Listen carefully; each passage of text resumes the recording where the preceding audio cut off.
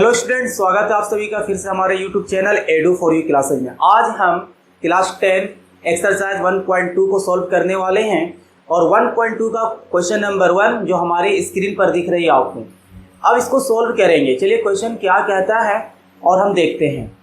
कह रहा है कि हमें सॉल्व करना है, हमें सिद्ध करना है कि ये जो √5 है ये एक अपरिमेय संख्या है और इस तरह के क्वेश्चंस बोर्ड एग्जाम में बहुत ज़्यादा पूछे जाते हैं। तो देखिए यहाँ पर हम क्या सिद्ध करेंगे कि √5 अपरिमेय संख्या है। यहाँ पर हम एक मेथड यूज करने वाले हैं जिस मेथड का नाम है कॉन्ट्राडिक्शन मेथड, जिसको हिंदी में कहते हैं विरोधाभास विधि। ये विरोधाभास विधि ये विधि होती है जिसे हम विपरीत मानते हैं, अपोजिट मान करके चलते हैं।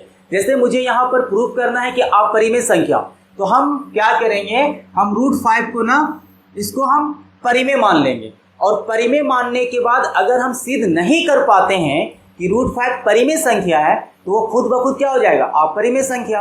बस इसी विधि को हम यहाँ पर यूज करने वाले हैं। तो हम सबसे पहले क्या करेंगे, हम √5 को मान लेंगे। तो हम क्या करेंगे, अब लिखेंगे माना कि √5 एक परिमेय संख्या है, परिमेय संख्या है। चलिए ये मान लिए। मानने के बाद परिमेय संख्या क्या होता है, तो परिमेय संख्या एक ऐसी संख्या होती है जो p/q के फॉर्म पे होती है, तो उनको भी हम लिख सकते हैं। तो हम क्या करें, अब ये परिमेय हो गया तो इनको p/q के फॉर्म पे लिख लेते हैं। तो हमने लिखा √5 ये किसके फॉर्म पे है, p/q के फॉर्म पे। अब p/q के फॉर्म पे है तो कंडीशंस क्या है, शर्तें कुछ होती हैं। ये p और q इंटीजर्स होना चाहिए, यानी कि पूर्णांक होना चाहिए। तो इसको भी हम लिख लेते हैं, p और q क्या है, पूर्णांक है।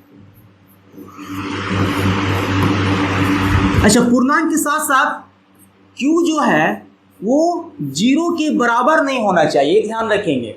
q 0 नहीं होगा, वो भी लिख लिए।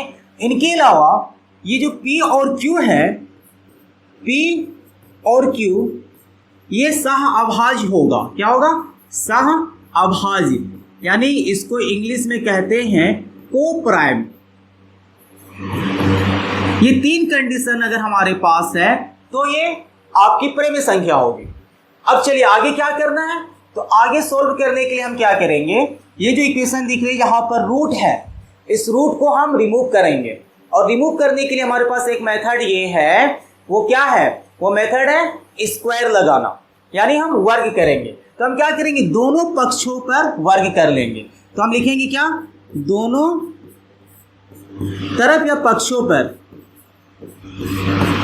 में वर्ग करने पर, वर्ग करने पर, अब वर्ग करें इनको, तो वर्ग यानी कि स्क्वायर, तो √5 का स्क्वायर और इधर क्या बन गया, p²/q²।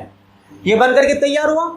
इनका स्क्वायर क्या होगा, 5, तो 5 और इधर हो गया p²/q²। तो हम क्या करेंगे, फिर क्रॉस मल्टीप्लाई कर लेंगे। क्रॉस मल्टीप्लाई जैसे ही करेंगे तो ये बन जाएगा 5q² = p²। अच्छा, एक स्टेप और हम लिख सकते हैं क्या, यहाँ पर लिख सकते हैं हम q² = p²/5। 5 मल्टीप्लाई में इधर लाने पर डिवाइड हो गया। इसका मतलब देखें, ये जो है ये हमें ये क्या बता रहा है कि जो p² है ना वो विभाजित हो रहा है 5 से। ठीक है, मतलब ये समझ में आया कि p² 5 से विभाजित हो रहा है। और एक परिमेय ये कहती है कि अगर कोई भी संख्या या किसी नंबर से विभाजित होती है तो वो उसका स्क्वायर को भी विभाजित करेगी। मतलब यहाँ पर p² को 5 विभाजित कर रही है तो ये 5 p को भी करेगी। जैसे एग्जांपल के तौर पर हम यहाँ पर समझने की कोशिश करते हैं कि चलो p पर हम एक ऐसी संख्या रख लेते हैं जो 5 से विभाजित होगा। तो 5 से विभाजित होने वाला 10 ले लेते हैं। तो अगर हम p पर 10 लिए तो 10/5, देखो ये विभाजित हो गई। अब यही p पे हम क्या माने थे, 10, तो 10 का स्क्वायर भी करेंगे तब भी ये 5 से विभाजित होगा, यानी 100/5। तो ये एक परिमेय बन करके आई कि अगर कोई भी संख्या किसी नंबर से, यानी कि यहाँ पर 5 से विभाजित होगा ना, तो वो उसका स्क्वायर भी विभाजित होगा। इसका मतलब ये हुआ पी स्क्वायर विभाजित हो रहा है तो ये पी को भी विभाजित करेगा, ये एक परिमेय संख्या। अब इसी चीज को लिखेंगे हम आगे, क्या लिखेंगे याद रखेंगे। तो हम नेक्स्ट पेज पे हम इसको लिख लेते हैं। क्या लिखना है कि पी स्क्वायर विभाजित हो रहा है, पी स्क्वायर विभाजित है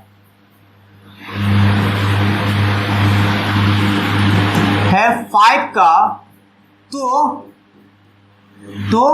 P भी विभाजित होगा, विभाजित होगा 5 से।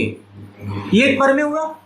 उनके बाद क्या करेंगे हम, चलिए ये लिखने के बाद अब चलते हैं यहाँ पे देखें। अब हम क्या करेंगे, ये जो 5Q है ना, यहाँ पर इसकी जगह पर ध्यान दें, ये 5 है तो 5 तो रहेगा ही रहेगा, लेकिन अब ये Q कौन सा नंबर होगा, पूर्णांक है। पूर्णांक का मतलब कुछ भी हो सकता है, 1 2 3 4, आपका मन कुछ भी रख सकते हैं, लेकिन रखने पर हर बार डिफरेंट रिजल्ट मिलेंगे। इसीलिए हम क्या करते हैं, इसको फिर से कुछ हम मान लेते हैं एक वेरिएबल। तो हम क्या मानेंगे, 5Q को हम मान लेते हैं, ठीक है। यहाँ पर तो ये पी स्क्वायर को मान लेते हैं 5C। देखो 5 तो है ऑलरेडी, लेकिन अब इनकी जगह पे वेरिएबल मानना है तो हम मान लेते हैं कुछ अलग सा वेरिएबल, वो होगा C। तो अब क्या करेंगे, हमने माना, यहाँ लिखें, फिर से क्या मानेंगे, माना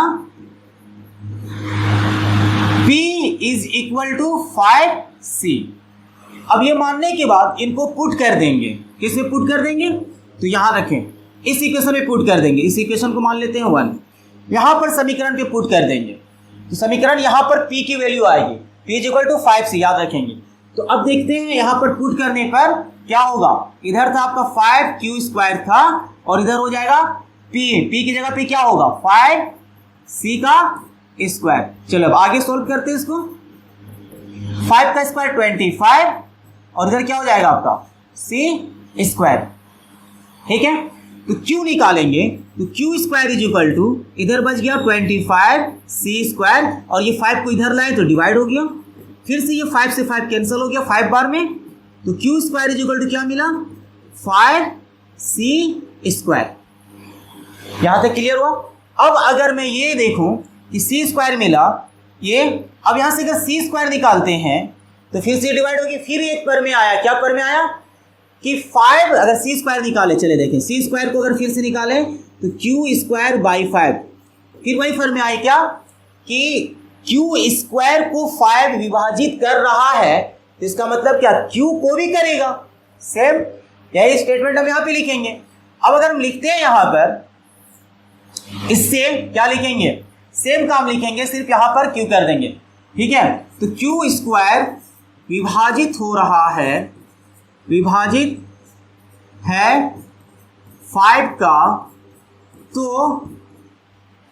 Q भी विभाजित होगा किसका 5 का, विभाजित होगा 5 का। ये हो गया।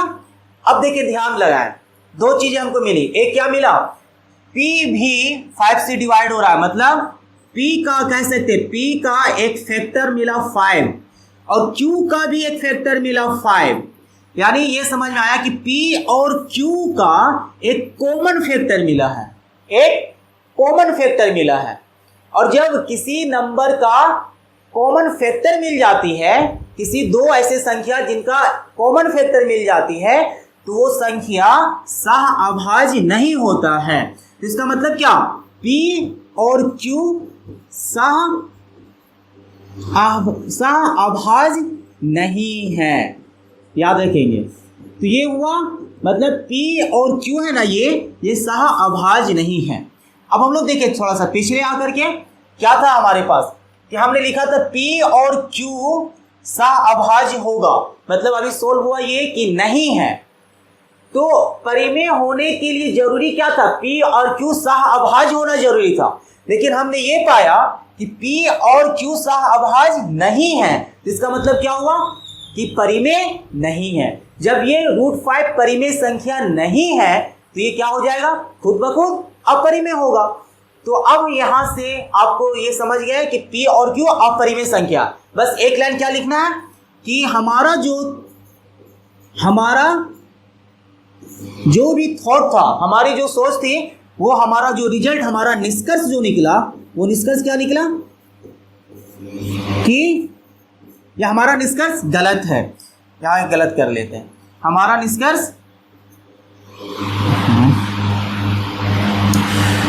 निष्कर्ष गलत साबित हुआ, गलत है। इसीलिए √5 एक अपरिमेय संख्या है, अपरिमेय संख्या है, और इसी को सिद्ध करना था। तो ये हमारा क्वेश्चन सिद्ध हो चुका है, और ये बहुत इंपॉर्टेंट क्वेश्चन है, आप इनको सॉल्व करें।